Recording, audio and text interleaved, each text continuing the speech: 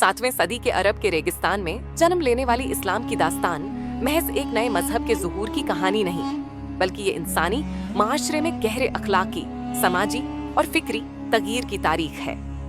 कबायली निज़ाम, कशमकश और जहालत के दरमियान उठने वाली ये आवाज़ इंसाफ, मुसावात और रहमत का पैगाम लेकर आई।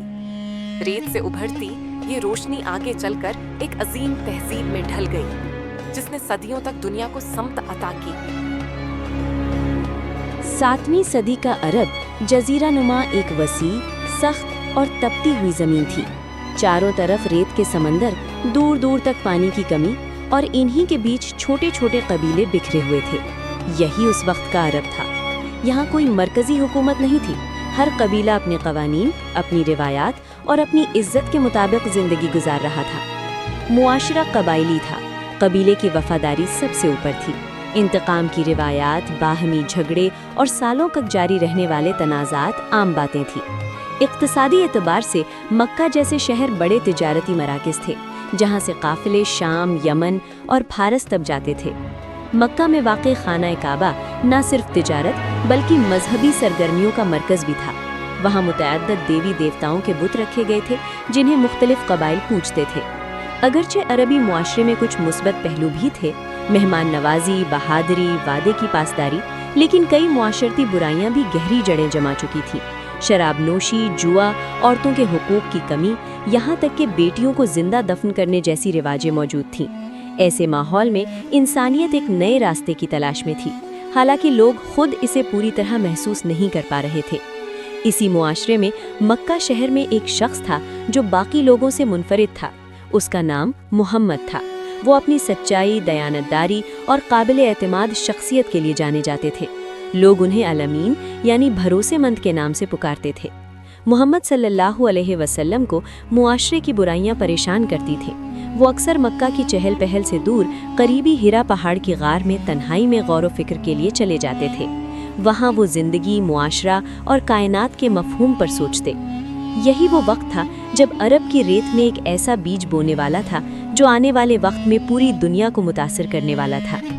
तकरीबन 610 ईस्वी के करीब हिरा की गार में एक ऐसा लम्हा आया जिसने इंसानियत के रिवायती रास्ते को बदल दिया। मोहम्मद सल्लल्लाहु अलैहि वसल्लम पर एक इलाही पैगाम नाजिल हुआ। उन्हें हुक्म मिला, इक़रा, पढ़ो। ये सिर्फ अल्फाज का हुक्म नहीं था, बल्कि एक मुकम्मल नज़रिए की शुरुआत थी। इस पैगाम का असल मकसद ये था, एक ही खुदा की इबादत, इंसाफ और इखलाक, तमाम इंसानों की बराबरी। यहाँ से इस्लाम की बुनियाद पड़ी। इस्लाम का मतलब है खुदा के लिए तस्लीम और अमन। इब्तदाई तौर पर यह पैगाम सिर्फ चंद लोगों तक पहुँचा। ख़ानदानी अफराद और करीबी दोस्त ही पहले पैरोकार थे। ये एक पुरसुकून ज़ाती और इखलाकी तहरीक थी।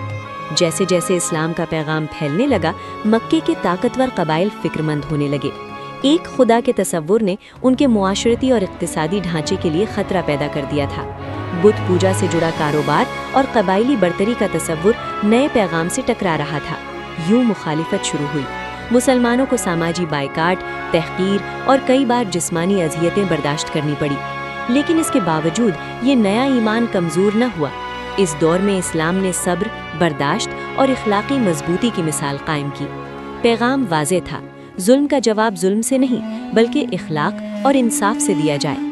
622 ईस्वी में मक्के में हालात इतने मुश्किल हो गए कि मुसलमानों को वहाँ से हिजरत करनी पड़ी। ये वाक़या हिजरत के नाम से जाना गया। मक्के से मदीने की तरफ सफ़र। ये सिर्फ जोग्राफियाई तब्दीली नहीं थी, बल्कि एक तारीखी मोड़ था। मदीने में पहली बार इस्लाम को एक मुनज़्ज़म मुआशरा के तौर पर कायम होने का मौका मिला। यहाँ एक मुआशरा वजूद में आया जो कबीले की बुनियाद पर नहीं बल्कि ईमान की बुनियाद पर जुड़ा हुआ था। मदीना में समाजी इंसाफ, बाहनी भाईचारे और कानून की बुनियाद रखी गई। मुख्तलिफ मज़ाहिब और बिरादरियों के दरमियान बक़ाए बाहमी के उसूल कायम किए गए। ये उस ज़माने के लिए एक इनक़िलाबी तसव्वुर था। मदीना में भी चैलेंजेस ख़त्म नहीं हुए। मक्का के साथ तनाज़ात हुए, जंगें हुईं, लेकिन उनका मकसद सिर्फ बक़ा और दिफा था। रफ्ता रफ्ता हालात बदलते गए। 630 ईस्वी में मक्का बग़ैर बड़े खून रेजी के इस्लाम के ज़ेरे नगी आ गया। काबा को बुतों से पाक किया गया और उसे एक खुदा की इबादत का मरकज़ करार दिया गया। ये लम्हा एक अलामत था, نفرت پر معافی کی، انتقام پر رحم کی اور طاقت پر اخلاقیات کی فتح کا۔ حضرت محمد صلی اللہ علیہ وسلم کے وصال کے بعد اسلام رکا نہیں، ان کے جانشینوں کی قیادت میں یہ دین جزیرہ عرب سے باہر پھیل گیا۔ شام، مصر، فارس اور اس سے آگے تک اسلام پہنچا۔ یہ پھیلاؤ صرف تلوار کے زور پر نہیں ہوا، بلکہ انتظامی نظام، عدالتی ڈھانچے اور مذہبی رواداری کی وجہ سے بھی لوگ اسلام سے وابستہ ہوئے۔ آنے والی صدیوں میں اسلامی دنیا علم و سائنس کا مرکز بن گئی۔ ریاضی، طب، فلکیات، فلسفہ اور ادب میں عظیم خدمات انجام دی گئیں۔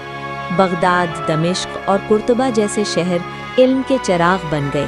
یہ دور اسلامی تہذیب کے عروج کی علامت تھا، جہاں دین اور عقل ایک ساتھ آگے بڑھے۔ اسلام کا ظہور صرف ایک نئے مذہب کی ابتدا نہیں تھا، بلکہ ایک ایسے سماجی اور اخلاقی انقلاب کی کہانی تھی جس نے انسانی تاریخ کو گہرے طور پر متاثر کیا۔ 7ویں صدی کے عرب کے ریگستان سے اٹھنے والی یہ آواز آج بھی کروڑوں لوگوں کی زندگیوں کو سمت دیتی ہے۔ انصاف، مساوات، رحم اور خدا کے سامنے سر تسلیم خم کرنے کی آواز۔ یہ کہانی ہمیں یاد دلاتی ہے کہ کبھی کبھی سب سے بڑے انقلابات سب سے خاموش جگہوں سے جنم لیتے ہیں۔